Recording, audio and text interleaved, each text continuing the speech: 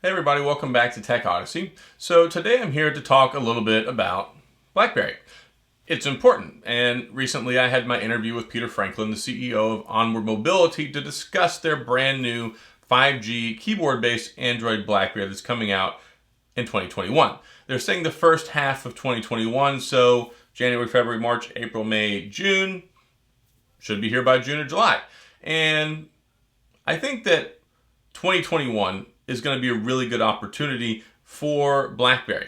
Now, I don't want to call this a comeback. I don't want to make it seem lofty because it's not.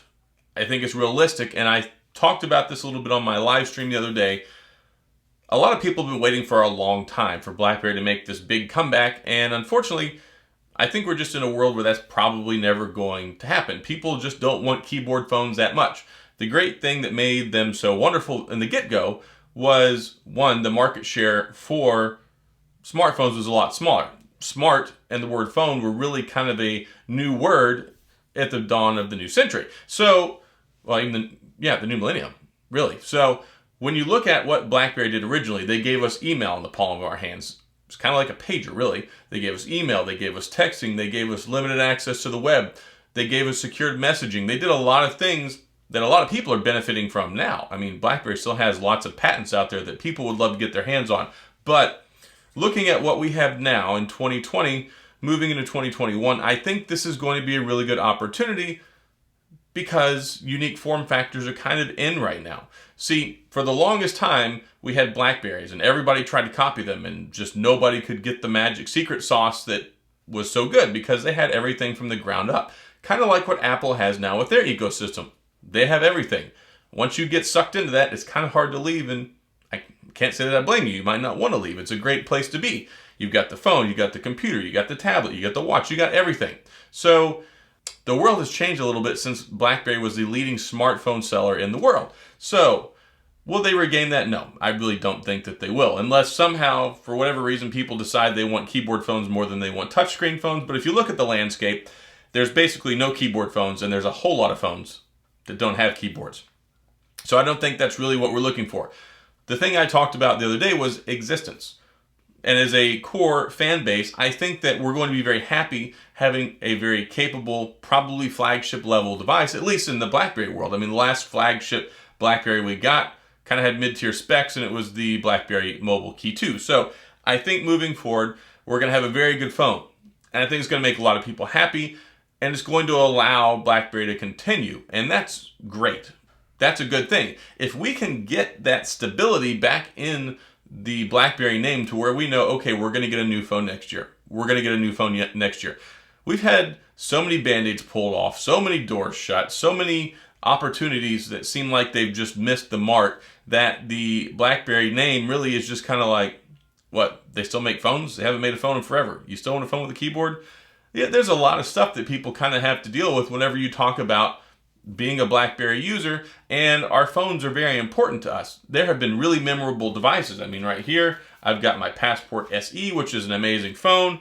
I've got my Key 2 right here, also an amazing phone. And then I have it's in my pocket here, I have my Q10, my white and gold edition, which this is my most favorite BlackBerry ever in the history of all time.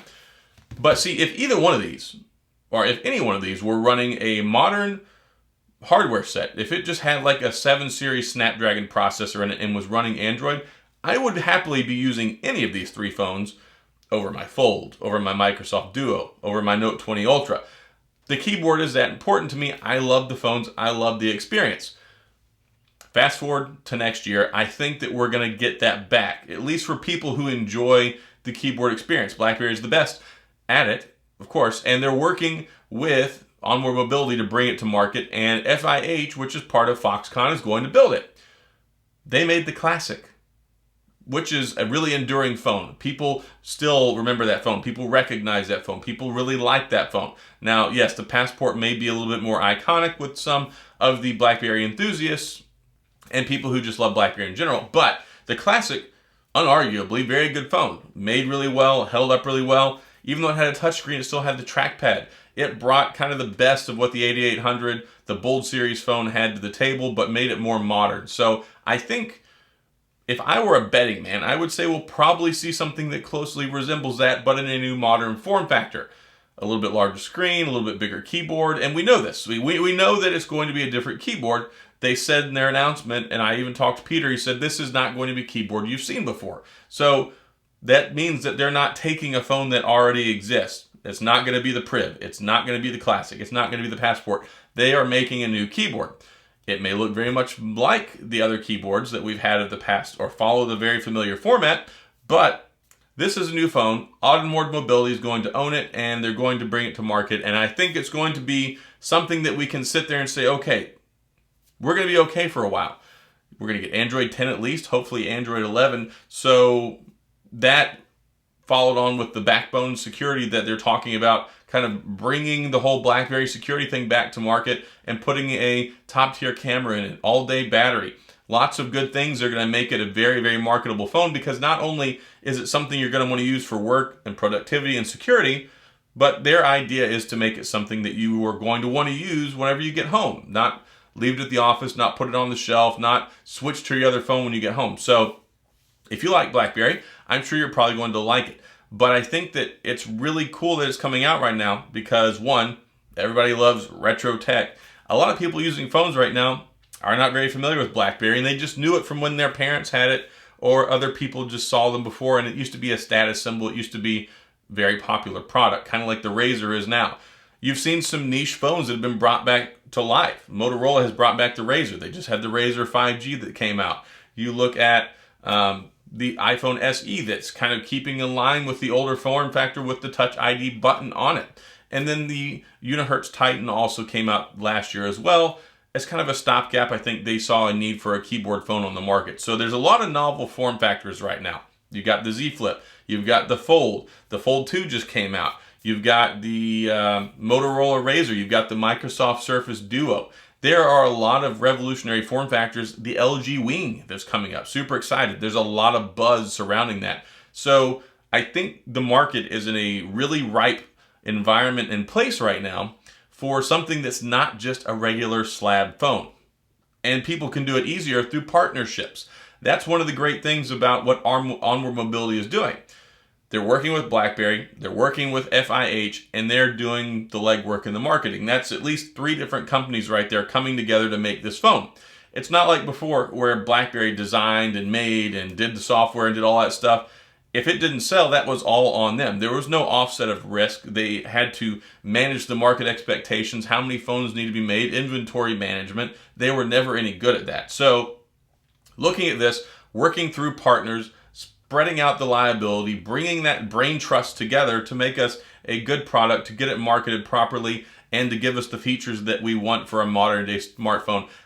I think 2021 is going to be the best attempt that BlackBerry has made with bringing a new device to the market since the Priv. The market just was not there, I don't think, for the D-Tech devices. Nobody wanted those.